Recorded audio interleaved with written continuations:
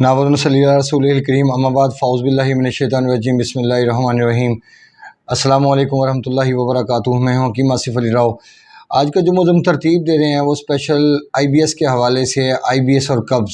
آخر آئی B S اور قبض کا آپس میں کیا تعلق ہے؟ اگر ہم روٹین میں معاشرے میں دیکھتے ہیں تو الحمدللہ لوگوں کے کیس سالو کرنے کا موقع مل رہا ہے اور دیکھنے کا موقع مل رہا ہے، جبکہ اس سے پہلے یہ کیونکہ جو ایلوپیتھک ہے اس نے صرف علامات کو مختلف نام دے کر مارکیٹ کے اندر لے کے آئے تاکہ نہ ہی اس کا پتہ چلے اور نہ ہی اس کا علاج ممکن ہو سکے۔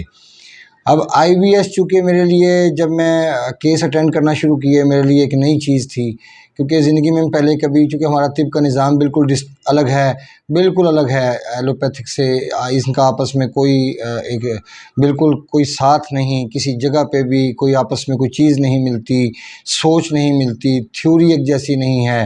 تو جب سارا کچھ ہی الگ ہے تو پھر ظاہر سی بات ہے کہ ان کا علاج کا طریقہ اور جو ہمارا طب کا علاج کا طریقہ ہے، کیونکہ طب کا نظام تو اللہ رب العزت نے ترتیب دیا، کیونکہ طب میں آنے سے پہلے جب میں نے ایلوپیتھی کا کلینک کچھ عرصہ کیا تو اس کے بعد پھر ڈسپینسر کرنے کے بعد تو پھر میں جو ہومیوپیتھی کی طرف متوجہ ہوا، اس کو بھی اسٹڈی کیا، لیکن دونوں میں خامیاں موجود تھیں، کیونکہ ایلوپیتھی کلینک تو آلریڈی میں کر رہا تھا لیکن ہومیوپیتھی کو جب اسٹڈی کیا اس میں بھی بہت ساری خامیاں نظر آئی۔ لیکن میں جب طب کی طرف متوجہ ہوا، طب کی طرف متوجہ ہونے کی وجہ یہ تھی کہ یہ اللہ پاک کا بنایا ہوا نظام ہے، اس میں آپ کوئی تبدیلی نہیں کر سکتے، اس میں آپ کوئی چیز علیحدہ نہیں کر سکتے، جو اللہ نے نظام بنا دیا آپ کو اسی کے تابع کام کرنا ہوگا۔ جبکہ انسان کی بنائی ہوئی چیز، جیسے انسان کوئی چیز تیار کرتا ہے، یہ ایلوپیتھک میں ٹیبلٹس تیار ہوتی ہیں یا ہومیوپیتھک میں مختلف میڈیسن تیار ہوتی ہیں، تو ایک زہر کو جو زہر باڈی کے اندر موجود ہے، ہومیوپیتھی کا عجیب طریقہ علاج ہے کہ جو پوائزن باڈی کے اندر موجود ہے اسی پوائزن سے اس کو کاٹنے کی کوشش کی جاتی ہے۔ حالانکہ حقیقت یہ ہے کہ اگر آپ کے جسم میں ایک حصے سے متعلق پوائزن ایکٹیو ہو چکا ہے، دیکھیں پوائزن تو ہر انسان کے اندر، دنیا میں جتنے بھی انسان ہیں سب میں پوائزن موجود ہے۔ جیسے بواسیری زہر کے بارے میں کہا جاتا ہے یہ پوائزن ہے، لیکن اگر یہ اپنی حد میں ہے تو یہ پوائزن نہیں ہے، یہ آپ کے لیے بہترین نتائج رکھے گا، بھوک لگانے کے حوالے سے، آپ کے سیکشل مسائل کے حوالے سے یہ بڑا بہترین نتائج رکھے گا۔ لیکن اگر آپ کا ایپیتھیلیل سسٹم ایکٹیو ہو جاتا ہے، حد سے زیادہ شدید دباؤ بڑھتا ہے تو سوزاکی زہر ایکٹیو ہو جائے گا۔ سوزاکی زہر مختلف نقصانات کر سکتا ہے۔ اسی طرح جب اعصاب پہ دباؤ پڑتا ہے تو اعصاب سے متعلق جو پوائزن ہے، جس کو طبی زبان میں عطش کی زہر کہا جاتا ہے، وہ ایکٹیو ہو جاتا ہے۔ اب چونکہ ہماری یہ ویڈیو ہے آئی بی ایس اور کانسٹیپیشن، اس لیے تھوڑی سی بات کو تفصیل سے سمجھانا ضروری تھا کہ آئی بی ایس جو ہے یہ سوزش کا نتیجہ ہوتا ہے۔ یہ کون سی سوزش اور کس پوائزن سے یہ ایکٹیو ہوتا ہے انسان کی باڈی میں؟ یہ بواسیری زہر سے ایکٹیو ہوتا ہے۔ جبکہ جو سنگرینی ہوتی ہے اس کا تعلق انسان کے نروس سسٹم کے ساتھ ہوتا ہے۔ میں نے تو آج تک بہت کم، شاید نہ ہونے کے برابر سنگرینی کے پیشنٹ دیکھے ہیں، لیکن آئی بی ایس کے پیشنٹ مجھے کافی دیکھنے کا اتفاق ہوا، جن میں سے کچھ لوگوں کا علاج کرنے کا موقع ملا اور مجھے کامیابی الحمدللہ نصیب ہوئی۔ وہ کیوں نصیب ہوئی؟ کیونکہ میں نے پیشنٹس کے اوپر پوری ریسرچ کی، ان کے بارے میں پورا جانا، اس کے بعد جب ان کا ٹریٹمنٹ کیا گیا تو وہ تمام چیزیں جڑ رہی تھی جا کے بواسیری زہر کے ساتھ، یعنی تیزابیت اپنے عروج پہ تھی۔ اب یہاں پہ کیا ہوتا ہے، یہاں پہ خون کے اندر غلاظت بڑھنا شروع ہو جاتی ہے، خون کالا ہونا شروع ہو جاتا ہے، گندا ہونا شروع ہو جاتا ہے۔ آپ یہاں سے اندازہ لگا سکتے ہیں کہ کسی مشین کا اگر تیل اس کے اندر چکنائی ختم ہو جائے، موٹر سائیکل کا تیل ہے یا کسی بھی گاڑی کا جو آئل، انجن آئل ہوتا ہے، اگر اس کی چکنائی ختم ہو جائے تو اس صورت میں انجن کا کیا ہوگا؟ اور اگر آپ کے پیٹرول کے اندر جو دوسرا پیٹرول ہے، جو اس کی انرجی ہے، اس کے اندر کچرا موجود ہو تو بھی انجن کو نقصان پہنچے گا۔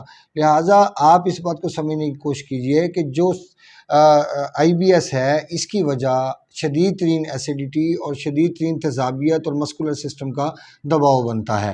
آپ مجھے کوئی بھی ایک ایسا آئی بی ایس کا، اس کا امریکہ تک علاج، چونکہ امریکہ تک سے لوگوں کی کالز وصول ہوئیں، وہاں پر بھی اس کا علاج موجود نہیں، تو پھر اگر پوری دنیا میں اس کا علاج موجود نہیں تو اللہ پاک تو فرماتے ہیں میں نے موت کے علاوہ ہر چیز کا علاج اتارا۔ تو اس بات کو سمجھ لیجئے کہ آپ کو کانسٹیپیشن ہے، آپ کانسٹیپیشن کا شکار نہ ہوتے تو آپ کو کبھی بھی آئی بی ایس نہ ہوتا۔ آئی بی ایس کانسٹیپیشن کے بگڑنے کی صورت ہے، کیونکہ جب کانسٹیپیشن رہنے سے آپ کی آنتیں کمزور ہو جاتی ہیں، سوزش بڑھنا شروع ہو جاتی ہے، تو پھر آٹومیٹک موشن لگنا سٹارٹ ہو جاتے ہیں۔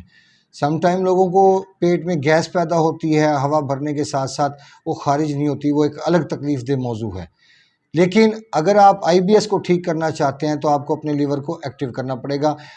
یہاں پہ مارکیٹ میں جتنے بھی علاج کیے جا رہے ہیں آئی بی ایس سے متعلق، وہ سب کے سب ایک عارضی اور آرٹیفیشل ہیں، کیونکہ اس سے مسائل کا حل ممکن نہیں۔ اب آئی بی ایس کا پیشنٹ کیا کر سکتا ہے؟ وہ گرم پانی کا استعمال کرے، چاہے اس کا پیشاب پیلا ہی کیوں نہ ہو، پیلا زرد کیوں نہ ہو۔ یہاں پر ایک چیز یاد رکھیے گا، اگر آپ کا لیور بریک کر گیا، رک گیا، بے شک وہ خراب نہیں ہے، لیکن اس کے ناکام کرنے کی وجہ سے آپ کے خون کی صفائی ہونا ممکن نہیں ہوگا۔ اگر آپ اپنی صحت چاہتے ہیں تو آپ کو لیور کے نظام کو فعال بنانا ہوگا، اس کو ایکٹیو کرنا ہوگا اور کانسٹیپیشن کو دور کرنا ہوگا۔ کانسٹیپیشن یہ نہیں ہوتی کہ آپ 2 دن پخانہ نہ کریں تو یہ کانسٹیپیشن ہے۔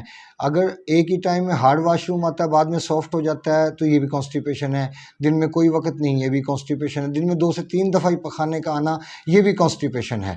اور یہ اس کانسٹیپیشن کو کہیں گے جو سویر حالتوں میں چلی جاتی ہے، کیونکہ جب آپ کو کھل کے اجابت نہیں ہوگی اور آپ کو وہ پخانہ آئے گا جو سوزش کی وجہ سے آ رہا ہے، بیماری کی وجہ سے آ رہا ہے، پرابلم کی وجہ سے آ رہا ہے۔ ایک وہ پخانہ اور ایک وہ پخانہ جو صحت کی حالت میں انسان کا اخراج پاتا ہے، دونوں میں زمین آسمان کا فرق ہے۔ اس لیے اگر آپ کامیاب ہونا چاہتے ہیں تو آپ سیدھا راستہ اختیار کیجئے اور تمام ٹھنڈی اور بادی چیزوں کا استعمال ترک کر دیجئے۔ باقی ہماری تمام ویڈیوز موجود ہیں، موسٹلی سبزیوں کے اوپر اور تمام چیزوں کے اوپر، جہاں سے آپ رہنمائی لے سکتے ہیں۔ لیکن آئی بی ایس کو ٹھیک کرنا، کانسٹیپیشن کو ٹھیک کرنا بہت ضروری ہے۔ اگر آپ کانسٹیپیشن ٹھیک نہیں کر پائیں گے تو آئی بی ایس ساری زندگی آپ کی جان نہیں چھوڑے گا اور آپ کی جان لے کر جائے گا۔ کیوں؟ اس کی انتہا کینسر کے اوپر جا کے ختم ہوتی ہے، کیونکہ یہ انتہائی سوزش کا نتیجہ بنتی ہے اور انسان کے خون کے اندر پوائزن بڑھتا چلا جاتا ہے، جو کہ مسلسل انسان کے خون کو گاڑھا کرنے کا سبب بنتا ہے۔ اور جب گاڑھا ہو جاتا ہے تو پھر انسان کے لیور کا ایکٹیو رہنا اور اس کا فعال ہونا ناممکن میں سے ہے، کیونکہ ہمارے جسم میں جو آرگن اللہ پاک نے لگائے ہیں ان کی خوراک مختلف ہے۔